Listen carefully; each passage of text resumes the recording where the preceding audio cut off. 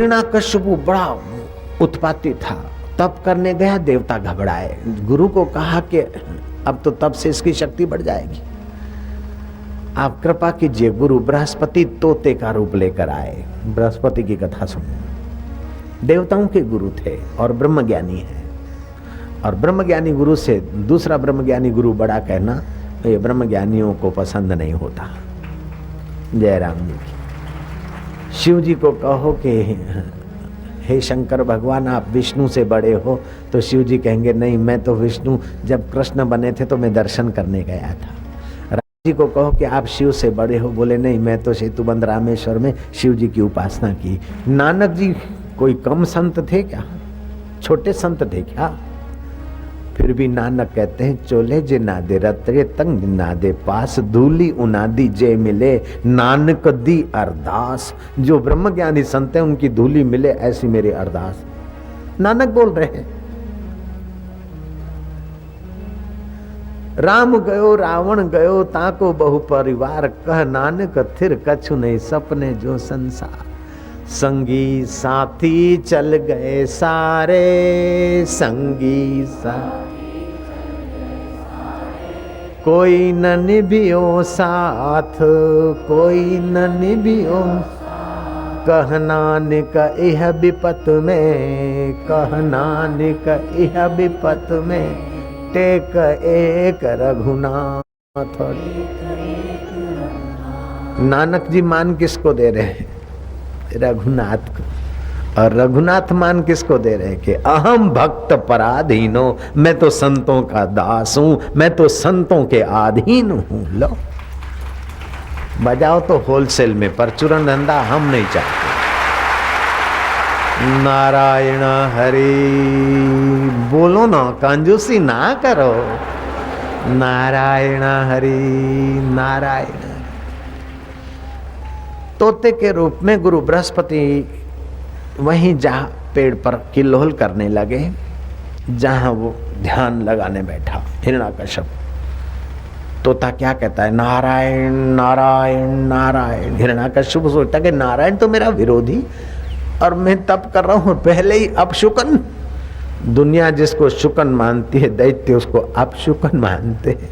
दुनिया जिसको संत गुरु और अपना उद्धारक मानती है, क्रिमिनल माइंड के लोग उनको बोलते ही फालतू आदमी है।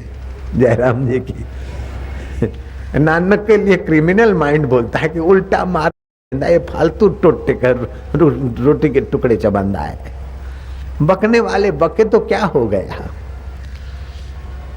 वो तब करता है, तोता नारायण नारायण बोलता, वो मूडलेस होता है और तोते को भगाता है। तोते को तो दो पंख मारने दूसरे पेड़ पे, फिर वो सदर के झूम बैठे तो फिर तोता आ जाए नारायण नारायण नारायण, फिर भगाए। ऐसे करते करते तंग हो गया, आकर घर वापस आया।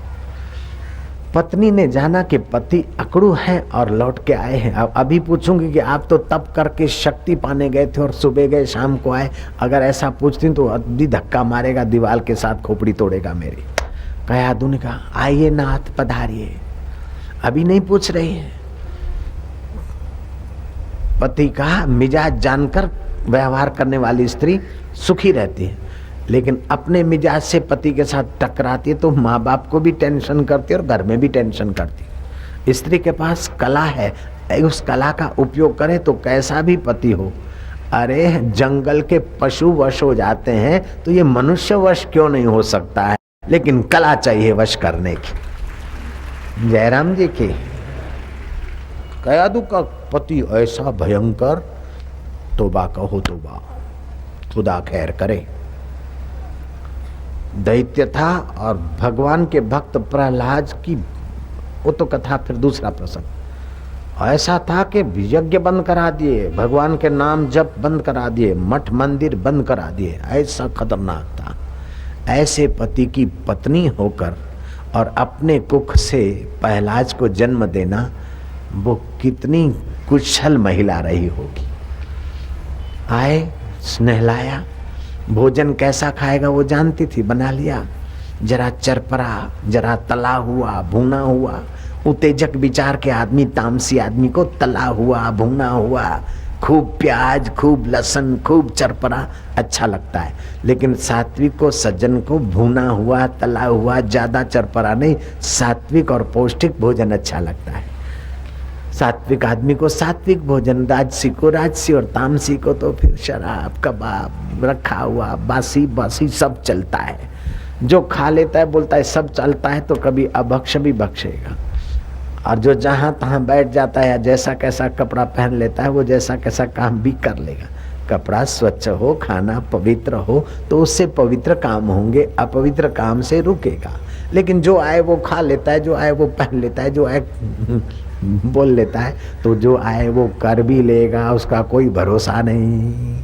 जयराम जी की ऐसे पति के साथ रहने वाली कयादू ने जब भोजन परोस के आइडिया लगाई, पंखा हाँकती जाती है और बखान करती जाती है।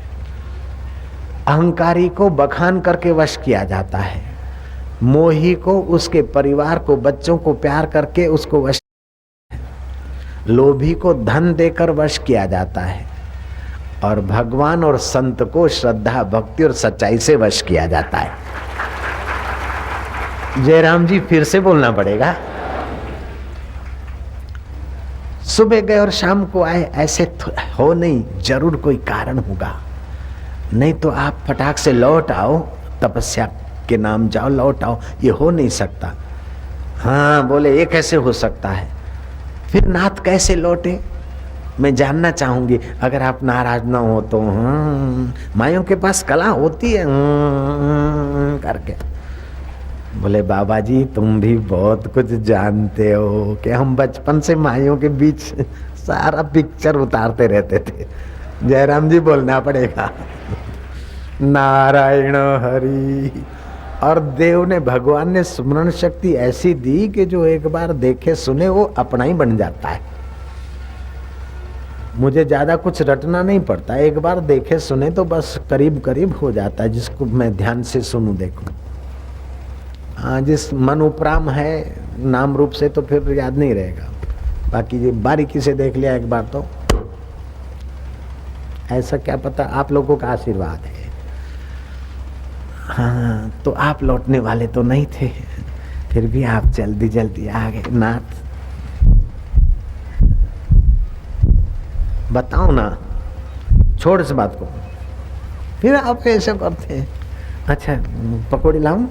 बोले अभी पड़े हैं। चटनी कैसी है? बोले बहुत अच्छी।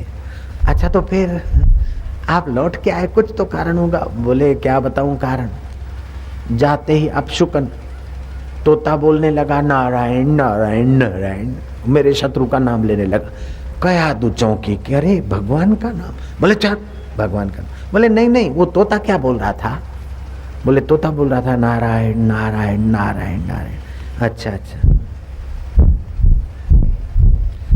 अच्छा तो आप तप करने बैठे, फिर क्या हुआ? बोले तोता आ गया। तो तोता ने क्या कहा?